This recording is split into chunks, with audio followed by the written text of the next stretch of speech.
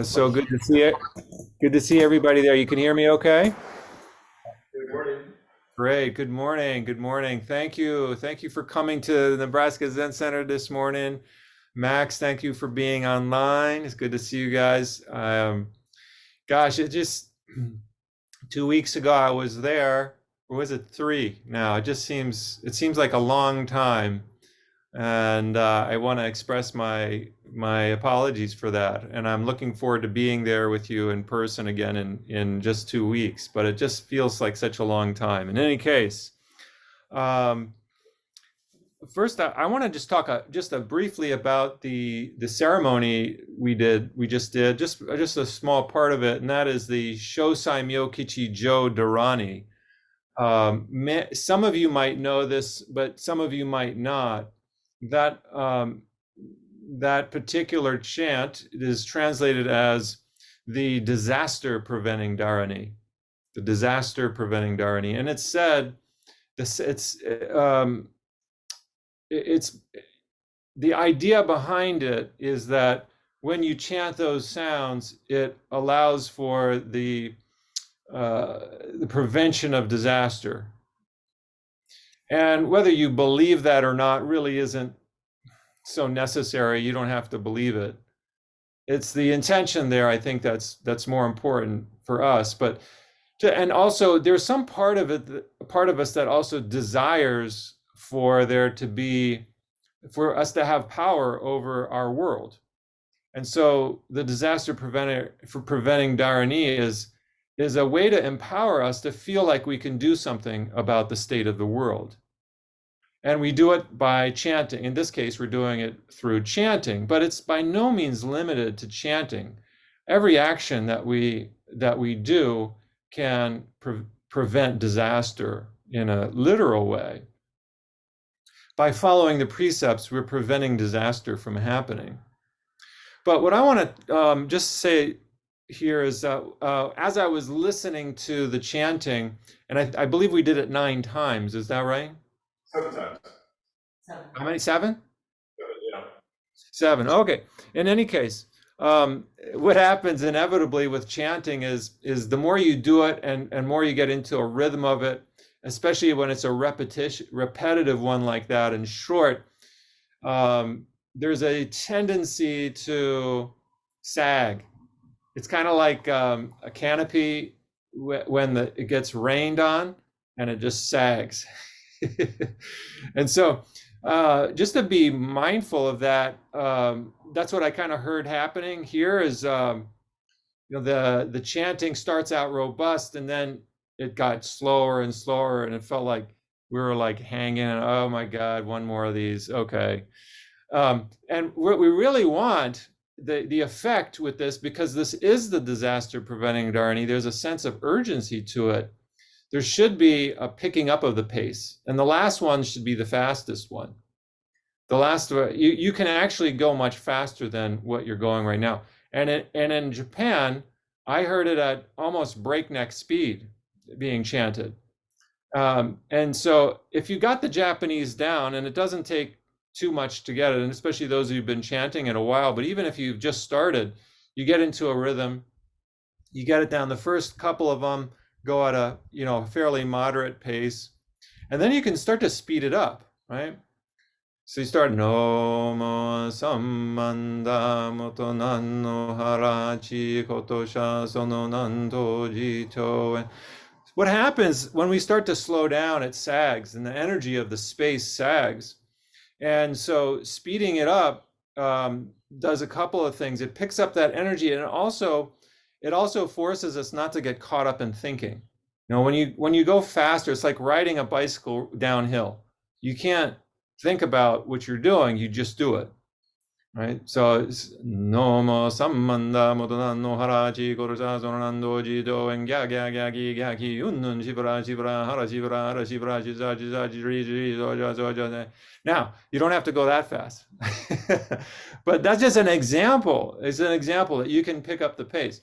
And this is dependent on the Eno in the space. This is not to call out our Eno at present. I think you did a fine job. But I'm just saying that you have, just to call out that there is some leeway there with how fast you can do that, and it can become very uplifting. So I just want to put that out there.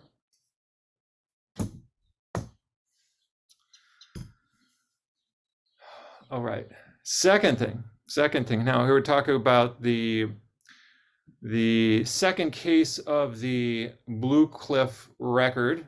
This is the book, the version of the Blue Cliff record that I'm drawing from. This is called Secrets of the Blue Cliff Record, and it's a translation by Thomas Cleary, whom I really love, and it has comments in it by a Rinzai Zen master named Hakuin and a Soto Zen master named Tenkei. So we'll look at this case here, and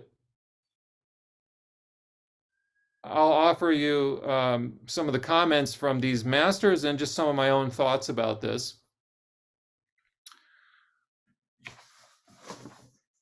We've been studying the past few Dharma talks. I've been talking about the verses of the faith mind, which we also just chanted beautifully.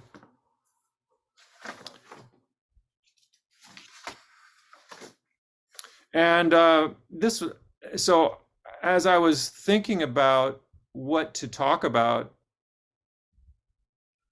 I thought, maybe there's something in the Blue Cliff record, and I wasn't sure which one I was going to do, but then I saw, hey, this is the very second case of the Blue Cliff record, and it is titled, "The Supreme Way is Without Difficulty." Doesn't that sound familiar? And I thought, okay, here it is. It keeps popping up in my face. This song, Verses on the Faith Mind, keeps popping up in my face, and so I feel obliged to talk about it. The Cleary translation of this particular song that we just chanted is called "Song of Trusting the Heart." This is, I mean, in previous recorded Dharma talks, I gave several different translations of this. The Japanese is Shinjin Mei, right? It's basically 3 Chinese characters. All right, there's basically 3 Chinese characters, and they've been translated into English in a number of different ways. And the different translations give you a different feel for this text altogether. Okay, at Nebraska, you've got verses on the faith mind. So there's no, faith mind is like, it's almost like one word, verses on the faith mind. This particular translation says, "Song of Trusting the Heart." Song of Trusting the Heart. And keep in mind, there's only three Chinese characters. The first one has to do with heart or mind. The second one, the first one has to do with trust or faith. The second one has to do with heart or mind. And the third one has to do with the fact that it's a poem or a song or a verse, right? So you have these 3 Chinese characters, and it's not pinned down. It's not pinned down like how it should be translated. So which one is right? It's not a matter of which one is right here. But I just want us to take in this particular translation, "Song of Trusting the Heart." Song of Trusting the Heart.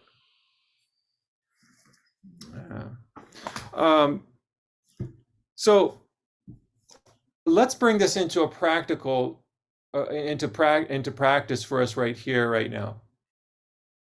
Here's one of the things that I think a lot of us, including myself, are guilty of with regards to Zen practice, is that when we come into the Zendo, sit down and do Zazen, we have in our minds a particular form that we, quote unquote, should be sitting in.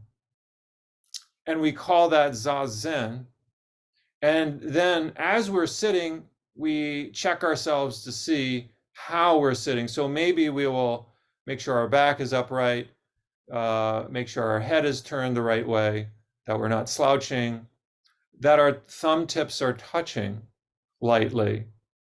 that are, and on and on. And you might notice that in yourself, that when you sit, you're like, okay, what am I supposed to do now? And then first you might think about your body. I'm not saying this is wrong. I'm just saying that the verses, these verses on the heart mind or trusting in the heart are saying something different for us to do. Here's the problem. Zazen becomes a yoga practice for most of us. As in yoga, when you try to conform your body to a particular form, that's what yoga practice is, and at least in modern times, is that we are attempting to put our body into a particular posture. And so we come to Zazen and we think of it as a posture, and that we try to conform to that posture. Already right there, we're creating a dualism. We're creating a dualism with our mind. I am here and I'm supposed to go there. And so we straighten up our back. We get our thumbs right. We make sure we're in alignment with ears, shoulders, and hips. But if you look at like that one of the first lines here in the Nebraska Zen Center translation, to set up what you like against what you dislike is the disease of the mind. And that's what we're doing in Zazen. So here I am, I'm sitting, and I like this particular posture, but I'm not doing it right. For example, you might think, I need to go towards doing it correctly. And this song that we just sang or chanted says that this tendency itself, to go from one state to another, or to attempt to do so, is itself the mind's disease. Right? So this is tricky. This is tricky for us. Now, the thing to be really watchful of in verses on the faith mind, first of all, in the Blue Cliff record, it's interesting that this particular song is cited in the second case in the Blue Cliff record, the second koan case. So it must be placed in a prominent role within the Zen tradition. But as you read it, and as we're chanting, and this beautiful imagery comes to us, and it kind of dashes all of our ideas about correct and incorrect, and it lands us in this place of emptiness. This is a dangerous place to be, and it's highly, highly misunderstood and misinterpreted. So we really have to be very, very careful when we're studying this particular song, this poem, and to not forget that what we're doing is actually historically has been reserved for monks, for nuns, for priests that have dedicated their life to studying the Dharma. And I only say that because there is a whole set of context or pretext that they are ensconced in as a sangha when they're studying this. And so, for example, in Soto Zen, monks study what's called the Shobo Genzo Zuimonki. Has anybody there heard of Zuimonki? No, okay. So yeah, you have. Okay, Chris has. So I'm going to be talking about that in 2 weeks when I come. This Shobo Genzo Zuimonki is said to be a precursor to Dogen's Shobo Genzo. Right? There's the Shobo Genzo, which is Dogen's. There's 95 fascicles in there of different, basically, collection of esoteric teachings of not easily understood through logic teachings. There's a collection of stories.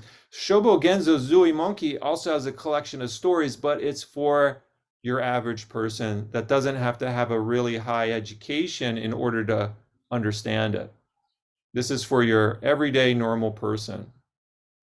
And this forms the foundation of practice in Zen, in Soto Zen. So when we're jumping to faith and mind, or verses on the faith mind, we're taking a giant leap here. And it's assuming that we have a grounded foundation in the ethical teachings within Zen. Right? Zui Monki, ethical teachings right there. And so we're going to get into that next time I come, well, when I'm there in person. And again, I couch all this because whatever we understand about faith, the faith mind verses, has to be couched in a secure ethics. So, all right, let's go further. Now, the introduction to this particular case, if anybody wants to look it up, again, it's looking at Blue Cliff Records, case 2, and it's entitled "The Supreme Way is Without Difficulty." The first line in it reads, "The universe contracts, the sun, moon, and stars go black." This is the first line in this. The universe contracts.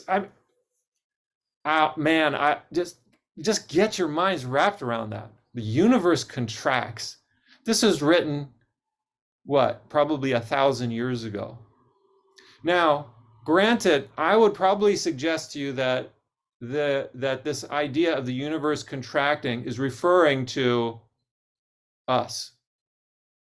It's referring to this human body mind complex. But on another level, especially for modern times, for Westerners who have been deeply steeped in Western ways of thinking about the universe, this is also mind-shattering as well. This is mind-shattering. Why? Because our ideas of the universe is one that is always existing, right? Very recently, until very recently, we thought of the universe as a given. We thought of the universe as a given, that it's solid, it's a stable place. That's how we've seen the universe until very, very recently. And by very, very recently, I mean within the past 100 years, that idea has changed, it has morphed. So this particular koan is orienting us to contraction and expansion of the universe. Now, again, think of this contraction and when we hear the word universe in a Zen context, it's talking about the microcosm of the self, right? This body mind. But the microcosm of the self also, it's a reflection of the universe as a whole, right? So the universe contracting, we can think of this universe as also having a contraction phase, as well as an expansion phase. So I want to tie this particular statement into, I gotta stretch my legs. Speaking of contraction, my legs need to be expanded here a little bit. And do feel free to adjust while you're sitting here. Don't feel like you gotta stick through a difficult posture. So let's tie this into modern science just briefly here. Edwin Hubble. Maybe you guys have heard of the Hubble telescope, right? You see these amazing images. Maybe not, though. But in the early to mid 1900s, he looked through the most powerful telescope at that time. And at that time, this was just 100 years ago, maybe 100 years ago. He was wondering if there were any galaxies beyond the Milky Way. So at that time, the predominant thought, at least in the West, is that We didn't know if there was a galaxy beyond our galaxy called the Milky Way. That was it. What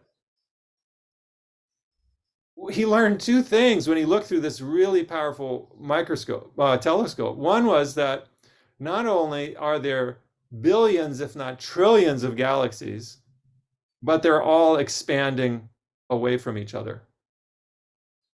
I mean, just think about it. Get your mind wrapped around it. We thought 100 years ago, one galaxy, the Milky Way, that's it. You look through the Hubble telescope, which I don't know if you guys have, but apparently they saw billions of galaxies. And you can imagine just the expanse of space there is just incredible to think about, just to think about. And when Edwin Hubble looked closely, he saw that these galaxies seemed to be moving apart or away from each other in time. And what he deduced then is that they must have come from a common source or common point. Because if you go back in time, then you could see that they are contracting, going towards a certain point. Right? This is so we've found here is empirical data for the expansion of the universe, that the universe is expanding.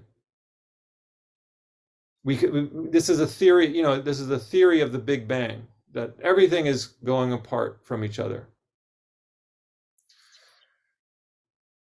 In other words, there's an aliveness, there's a breath to the universe. If there's an expansion, there has to be, if we look at our own bodies, what happens when our lungs expand completely? The only thing left to do is contract, right? If there's an expansion, there's got to be a contraction. Right? So we're talking about, you can look at this at your in terms of your own breath. The breath expands, the breath contracts. That's what we're doing when we're practicing Zazen. We're getting really into that subtle space. And when we sit for a long time, whether it's 30 minutes or for 3 days, you really get involved in these micro movements of the body. The universe, the body is a mirror of the universe, right? So it's not just the breath that's expanding and contracting. Our whole body is moving in Zazen. So don't think that you're being still by sitting Zazen, because every breath there's a lengthening of the spine and a contraction of the spine. There's a broadening on a horizontal plane and a contraction, right? There's these two planes. The spine is lengthening and contracting. The rib cage expanding out and then coming back in. And if we really look, the arms, the legs also, there's an expansion and a contraction, right?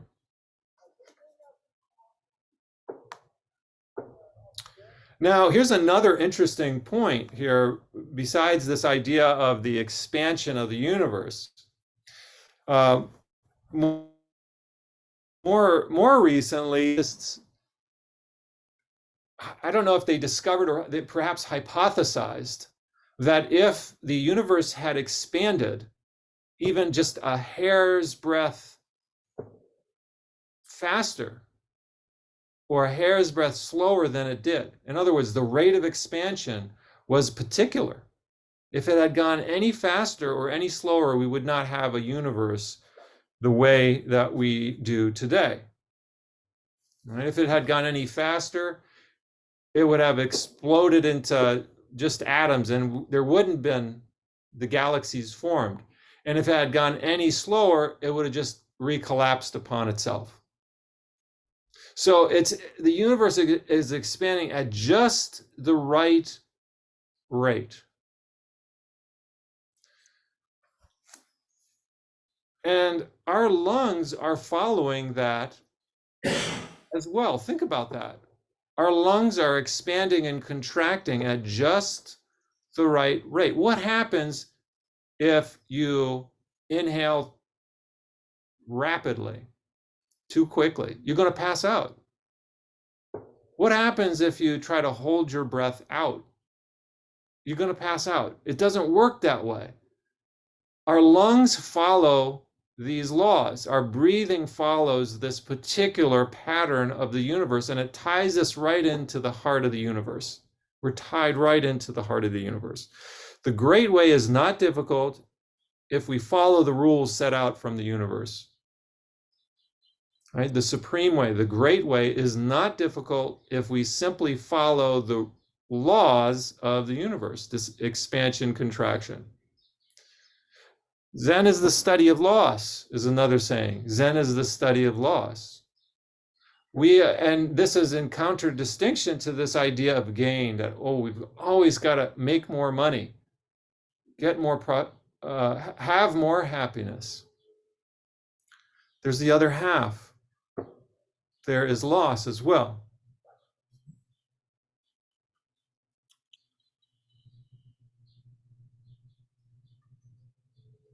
And, there are yogic forms of breathing where you can control your breathing. There's things that I've practiced before, and some, you can find lots of teachings on how to use your breath in such a way to achieve certain states of mind.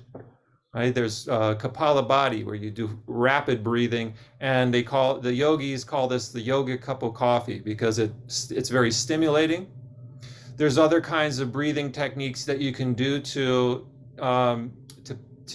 stimulate the parasympathetic nervous system and calm yourself down.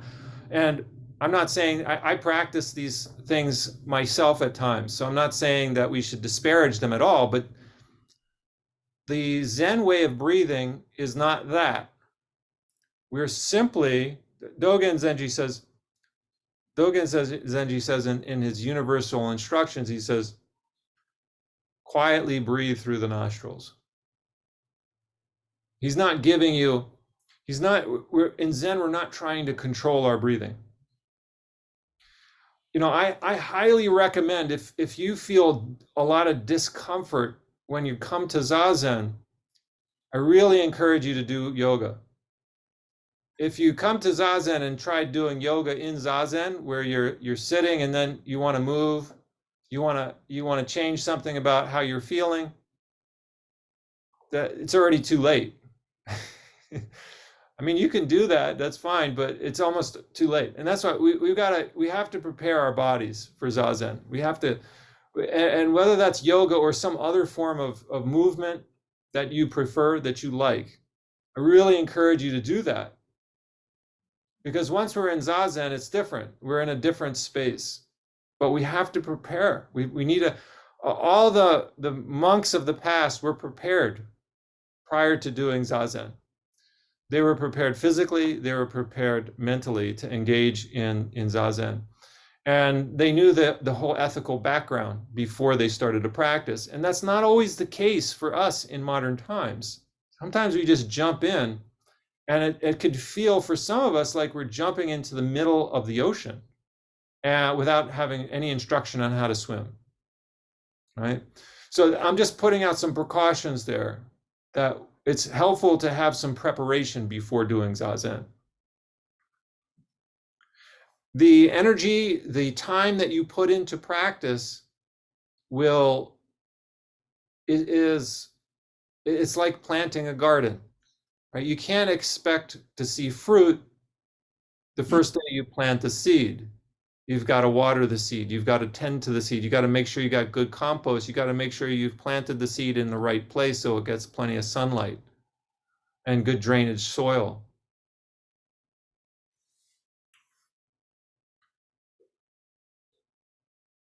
In Zazen too, we don't over-focus. I should say, it's not that we don't focus on breath, we don't over-focus on our breathing.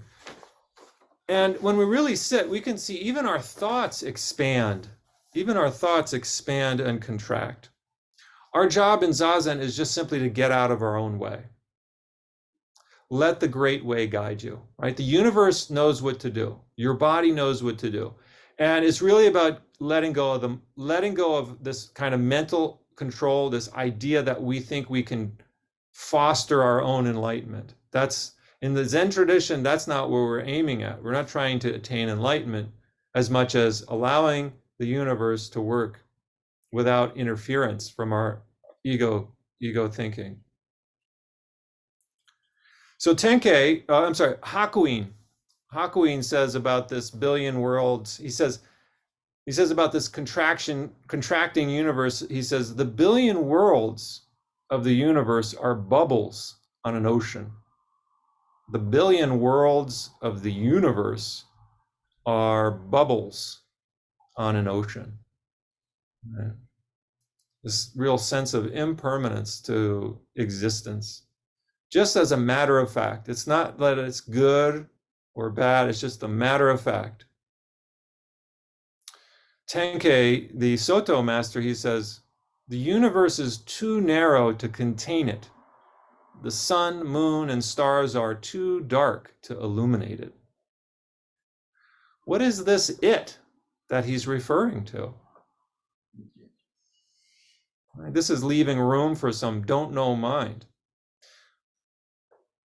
Back to the koan, it reads, Zen masters through the ages have been unable to bring it up entirely. Even Zenists with clear eyes cannot save themselves completely. This is really an important piece here, talking about the teachers, the Buddhas of old, who we tend to revere. And Zen says, be careful. They don't know everything. They don't know it all. If you think I know it all, duh, we're in trouble. Zen is not a guru tradition. So we have to be careful. A guru tradition meaning that whatever the teacher says goes. And just to be careful, any teacher who insists on their own way should be really carefully scrutinized.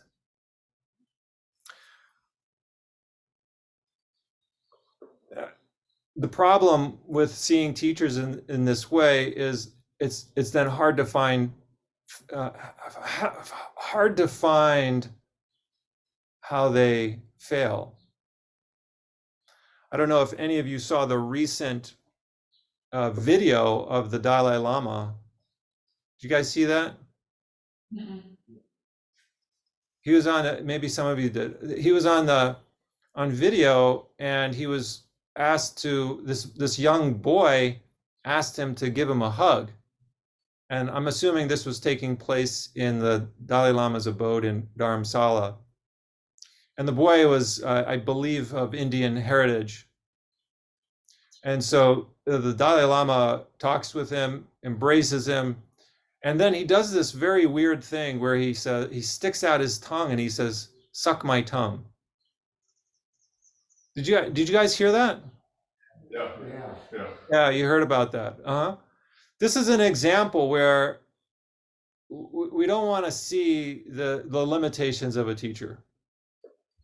It's not to I mean, and if some of you, there's comments on this and from all over the spectrum, where there's some people just who so admire the Dalai Lama they can't see any fault with him at all, and then on the other hand, there are people who completely demonize him and can only see fault. And what this verse is saying, I believe, is be careful. You don't have to go. Those are two extremes. Understand that teachers at the highest level are going to screw up. And the Dalai Lama, to his credit, he did apologize. Teachers up from the highest level are going to screw up. We have to be able to hold their enlightenment as well as their delusion. Right? And when we can do that for them, we can also do that for ourselves. We can recognize, ourselves also. We've got this aspect that is our enlightenment nature, and we've also got this aspect that is our deluded nature. Both of them sit inside of us. It's hard for us to want to, but what do we want to do? We want to have it one way or the other. Back to the verse, Zen masters through the ages have been unable to bring it up entirely. Even Zenists with clear eyes cannot save themselves completely. Yeah.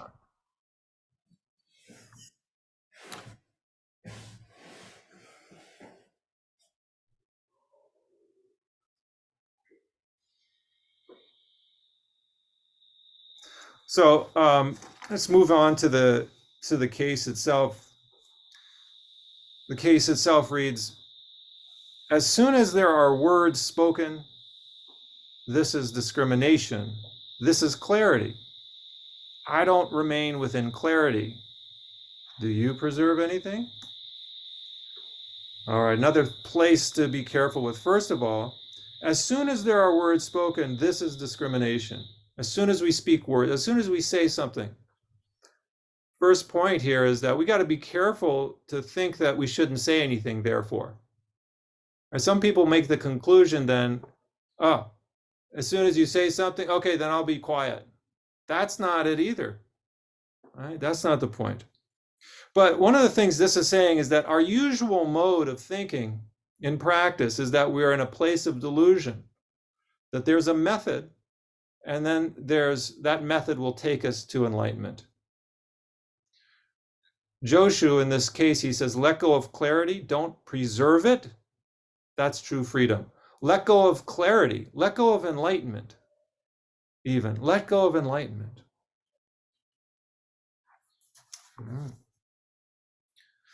And then the closing line, and I'll finish with this point here, and feel free to ask any questions. I love questions, and I often miss points that maybe other people will pick up on. So you guys share.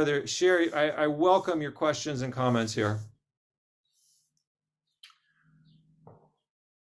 Closing line.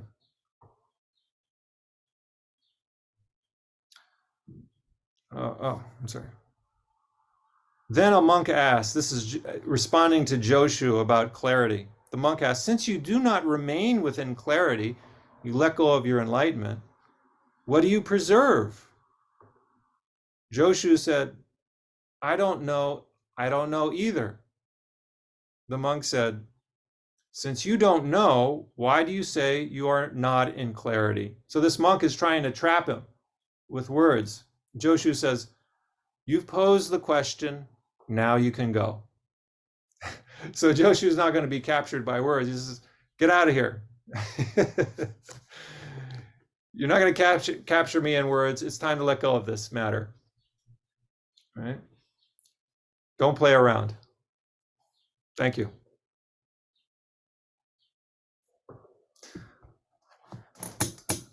Do you have any questions for Daishin? I do.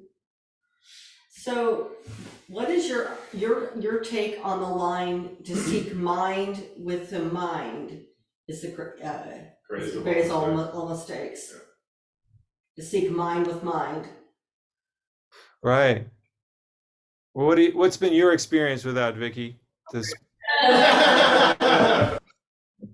think for me, it's seeking out your people that will only agree and validate you, and only what kind of like confirmation bias, seeing what you want to see, seeing what and validating what you want to believe and what you want to think, and that you're closing yourself off to a whole range of experience, and you're deluded because you're not seeing the whole picture. Mm-hmm. Yeah, I don't have any argument there. I mean, anybody want to add to that? Yeah, it's like seek mind with mind. I think the second mind is capital M, I think, isn't it? So it's like don't try to create a greater understanding through intellectual discernment. I think just more of a it's more pointing towards an experience of, like trying to get enlightenment, you mean, like that kind of thing? Yeah, or trying to think your way into understanding great truths. It's more just kind of just experiencing what's there right now. Seek mind with mind. Okay, because these are both small m's, to seek Okay. mind with mind, but I'm not arguing. I'm thinking of the old Zen Center sutra. I think one of the M's was a capital M. Seek mind with mind. Maybe the first one. To seek mind, capital M with mind. That's what it always brought up for me too. And then I also, like, in looking at it from that way, I see some core, so like when it's in the context of sitting and practice, because you can't, because we're so conditioned to like conceptualize everything and try to like apprehend or to understand everything conceptually, and you can actually feel it, like when you're starting to do that, like, or at least I can, and talk about contracting, like I can almost feel like everything start to contract because it like turns in this little whirlpool or something. But like, we're reading that book for Dharma Book Club about the precepts, and one of the things that she talks about, that she says Dogen talks about, is meeting the dualistic non-dually. And so when you think about like small mind and big mind, like you can, and then when you were talking about how we're all each like this little microcosm of like the bigger cosmos, like you can meet the particulars with the you can meet the little mind with the big mind. And I just almost means to me like phenomenon happening within experience, I guess, or whatever you want to call it, what you were saying, whatever it is. And so to me, it's like an invitation to not contract around like whatever it is that's happening by trying to understand it conceptually, I guess. Mm-hmm. Yeah, Dharma is both teaching and phenomena. So Dharma is studying the actual written word from the teachers. Dharma can also be what you see in Zazen, just phenomena arising and falling, and that teaches us of impermanence. It teaches us of there is really no separation. Things are coming and going all the time. Bird song is playing. Is it playing in my mind, or is it playing outside my mind? It's really, that distinction is really not important. Is the bird singing outside of me, or is the bird singing inside of me? Does that really matter? And after a while, that's kind of our practice and our teaching as well through Zazen. Kodo Sawaki said, "Practice itself is enlightenment." That's right. Yeah. Right. Yeah. Practice itself. So then we need to really investigate what does it mean to practice? What is this practice that we're talking about?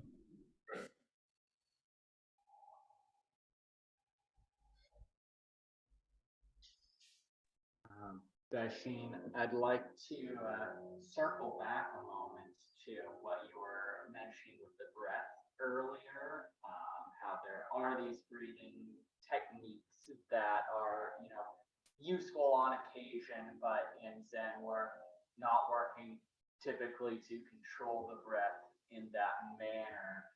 I also wanted, because I've come across in other places in the Zen space, I think it was Hakuin saying like the essential point is for the breath to fill the space below the navel, I believe. And similarly, like typically in this Rinzai tradition, more of working with the breath at that hara point below the navel. And so I was wondering if you could speak to these sort of contrasting views of, letting the breath go or working with it in this space, or if it was more of a Soto Rinzai distinction. Any thoughts you have there? Yeah, thanks for that excellent question, Max. I would hesitate to say there's one way to do this practice, and we need to draw on all the resources that we've got. And for some people, it may be that it would be really helpful to work with the breath, as you just mentioned, as Hakuin demonstrates, like where you're focusing on the abdomen, maybe below the navel.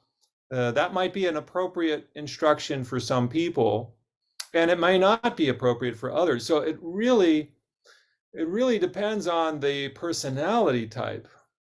These are all just tools, right? These are all tools that we can employ. The question is, what's appropriate for the person? And just, for somebody who has a very unfocused, scattered mind, it might be helpful to focus the awareness on the breathing in that way, right? So that it builds concentration to a certain degree. On the other hand, what I tend to see is a lot of times people work really, really hard at their meditation practice. And and if you tell them also to focus on their abdomen in a very concentrated way, it's going to probably be counterproductive in that case. And in that case, there needs to be a letting go of the intensified focus. So it really depends on who we're working with. And I would hesitate to say one is right and the other is wrong. Yeah. Thank you. Yeah. So getting to know, what is your state of mind when you sit down for Zazen? Are you all over the place? Are you, have you been very stressed out? That might be, if you're all over the place, meaning if you are kind of in this mystical realm and having thoughts of enlightenment, it may be helpful to narrow it down and just focus on something very tangible like your breath. On the other hand, if you come to Zazen and you've had a very stressful week, you've been really focused, you've had, whether it's a lot of physical labor, a lot of emotional turmoil, it may be you want to go the very opposite direction and just let go of all that stuff and all that kind of focused concentration. Yeah.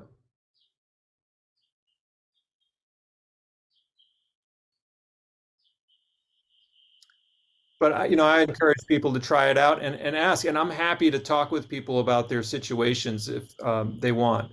Especially I'll be coming in a couple of weeks, and we can talk about it then. What practices really work for you? That's what the one-on-one is about. Is kind of figuring that out together. It can be very helpful to have somebody to talk with. Yeah.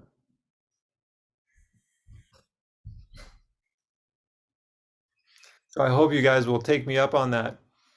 And in a couple of weeks, we'll look at Zui Monkey. And this is a little bit, it will require some definite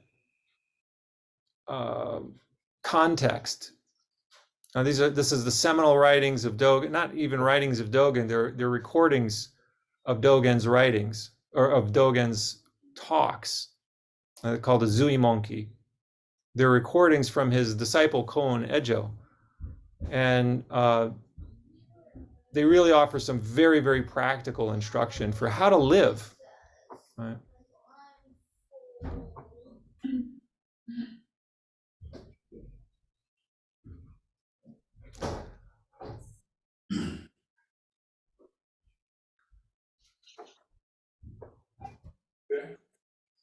Well, if there's nothing else, I just I want to say thank you again. Thanks for your practice this morning.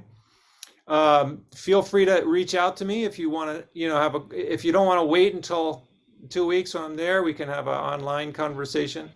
And also I'm offering yoga once a week on Tuesdays.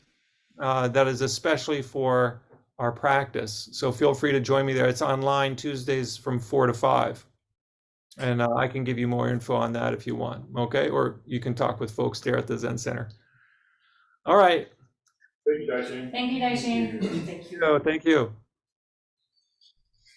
The many beings are numberless, bowing to carry them across.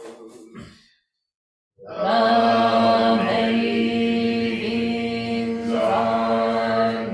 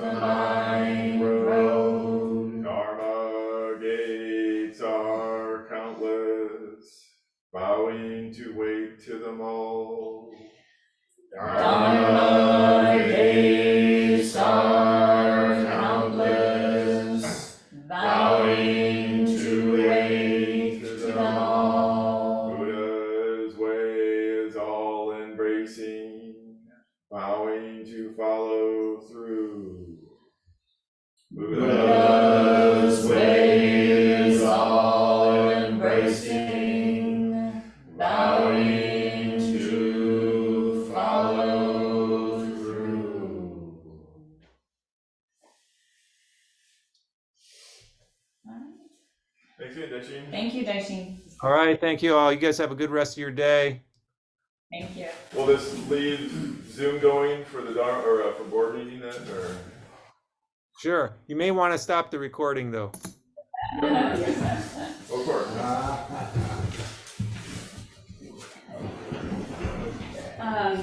We will have tea and conversation for a little bit. There will be a board meeting, but feel free to stay in the community room and chat if you like.